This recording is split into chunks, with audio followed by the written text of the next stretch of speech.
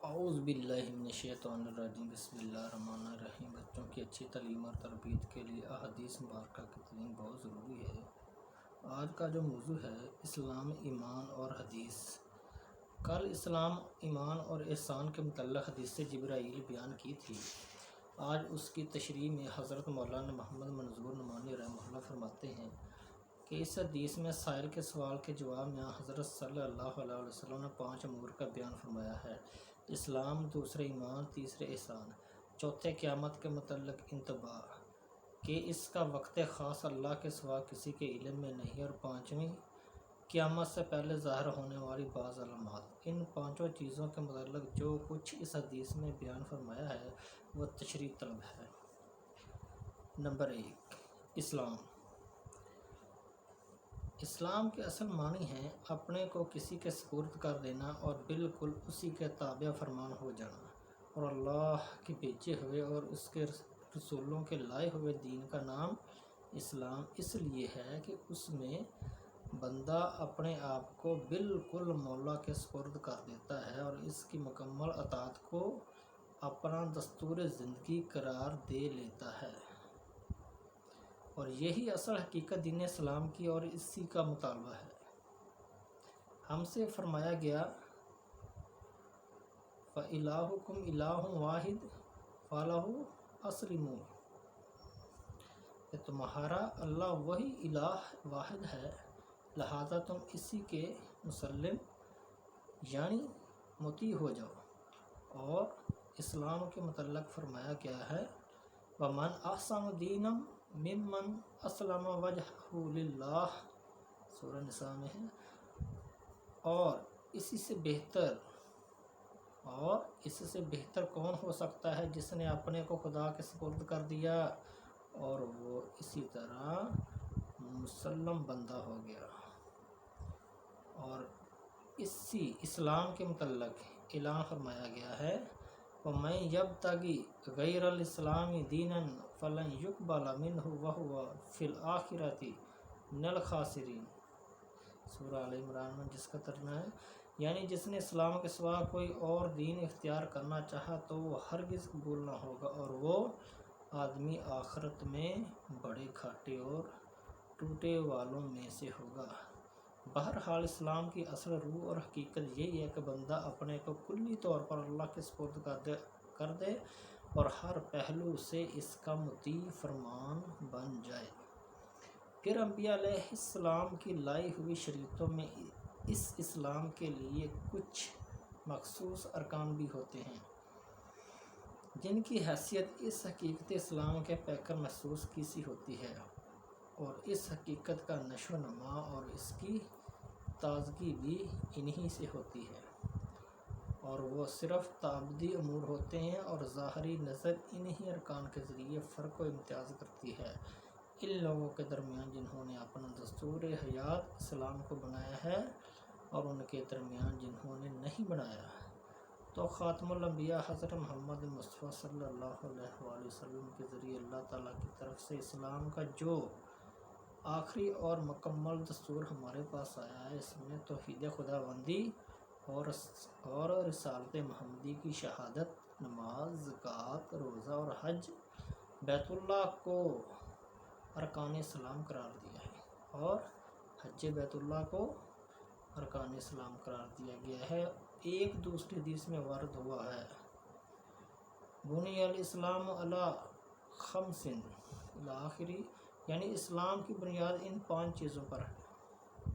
بہرحال یہ 5 چیزیں جن کو آپ نے یہاں اس حدیث میں اسلام کے جواب میں بیان فرمایا ارکان اسلام ہیں، اور یہی گویا اسلام کے لیے پیکر محسوس ہیں۔ اسے واسطے اس حدیث میں انہی کے ذریعے اسلام کا تعارف کرایا گیا ہے۔ نمبر 2، ایمان کے اصل معنی کسی کے اعتبار اور اعتماد پر کسی بات کو سچا ماننے کے ہیں، اور دین کی خاص اصطلاح میں ایمان کی حقیقت یہ ہے کہ اللہ کے پیغمبر ایسی حقیقتوں کے متعلق جو ہمارے حواس اور آلات ادراک کے حدود سے ماوراء ہوں، جو کچھ بھی بتلائیں اور ہمارے پاس جو علم اور جو ہدایت اللہ تعالیٰ کی طرف سے لائیں، ہم ان کو سچا مان کر اس میں ان کی تصدیق کریں اور اس کو حق مان کر قبول کر لیں۔ بہرحال شرعی ایمان کا تعلق اصولاً امور غیب ہی سے ہوتا ہے، جن کو ہم اپنے آلات احساس و ادراک، آنکھ، ناک، کان وغیرہ کے ذریعے معلوم نہیں کر سکتے۔ مثلا اللہ اور اس کی صفات اور اس کے احکام اور رسولوں کی رسالت اور ان پر وحی کی آمد اور مبدا و میعاد کے متعلق ان کی اطلاعات وغیرہ وغیرہ، تو اس قسم کی جتنی باتیں اللہ کے رسول نے بیان فرمائیں، ان سب کو ان کی سچائی کے اعتماد پر حق جان کر ماننے کا نام اصلاح شریعت میں ایمان ہے، اور پیغمبر کی اس قسم کی کسی ایک بات کو نہ ماننا، اس کو حق نہ سمجھنا ہی اس کی تکذیب ہے، جو آدمی کو ایمان کے دائرے سے نکال کر کفر کی سرحد میں داخل کر دیتی ہے۔ پس آدمی کے مومن ہونے کے لیے یہ ضروری ہے کہ کل ما جاء بہ الرسول من عند اللہ کی، یعنی تمام ان چیزوں اور حقیقتوں کی جو اللہ کے پیغمبر اللہ کی طرف سے لائے، تصدیق کی جائے اور ان کو حق مان کر قبول کیا جائے۔ لیکن ان سب چیزوں کی پوری تفصیل معلوم ہونی ضروری نہیں ہے، بلکہ نفس ایمان کے لیے یہ اجمالی تصدیق بھی کافی ہے۔ البتہ کچھ خاص اہم اور بنیادی چیزیں ایسی بھی ہیں کہ ایمانی دائرہ میں آنے کے بعد ان کی تصدیق تعیین کے ساتھ ضروری ہے۔ چنانچہ حدیث زیر تشریح میں ایمان سے متعلق سوال کے جواب میں جن امور کا ذکر فرمایا گیا ہے، یعنی اللہ، ملائکہ، اللہ کی کتابیں، اللہ کے رسول، روز قیامت اور ہر خیر و شر کی تقدیر، تو ایمانیات میں سے یہ وہی اہم اور بنیادی امور ہیں جن پر تعین کے ساتھ ایمان لانا ضروری ہے، اور اسی واسطے حضرت صلی اللہ علیہ وسلم نے ان کا ذکر صراحتاً اور تعین کے ساتھ فرمایا، اور قرآن پاک میں بھی یہ ایمانی امور اسی تفصیل اور تعین کے ساتھ مذکور ہیں۔ سورہ بقرہ کی آخری رکوع میں ارشاد ہے، آمن الرسول بما انزل الیہ من ربہ والمؤمنون کل آمن باللہ وملائکتہ وکتبہ ورسلہ۔ سورہ نساء میں ہے، وَمَن يَكْفُرْ بِاللَّهِ وَمَلَائِكَتِهِ وَكُتُبِهِ وَرُسُلِهِ وَالْيَوْمِ الْآخِرِ فَقَدْ ضَلَّ ضَلَالًا بَعِيدًا۔ ان امور ششگانہ میں سے تقدیر، خیر و شر کا ذکر قرآن پاک میں اگرچہ ان ایمانیات کے ساتھ ان آیات میں نہیں آیا، لیکن دوسرے موقع پر قرآن پاک نے اس کو بھی صراحتاً بیان فرمایا ہے۔ ایک جگہ ارشاد ہے، کل من عند اللہ، اور دوسری جگہ ارشاد فرمایا، من یرید اللہ ان یہدیہ یشرح صدرہ للاسلام ومن یرید ان یضلہ یجعل صدرہ ضیقا حرجا۔ اب مختصراً یہ بھی معلوم کرنا چاہیے کہ ان سب پر ایمان لانے کا کیا مطلب ہے۔ سو اللہ پر ایمان لانے کا مطلب تو یہ ہے کہ اس کے موجود وحدہ لا شریک خالق کائنات اور رب العالمین ہونے کا یقین کیا جائے، عیب و نقص کی ہر بات سے پاک اور ہر صفت کمال سے اس کو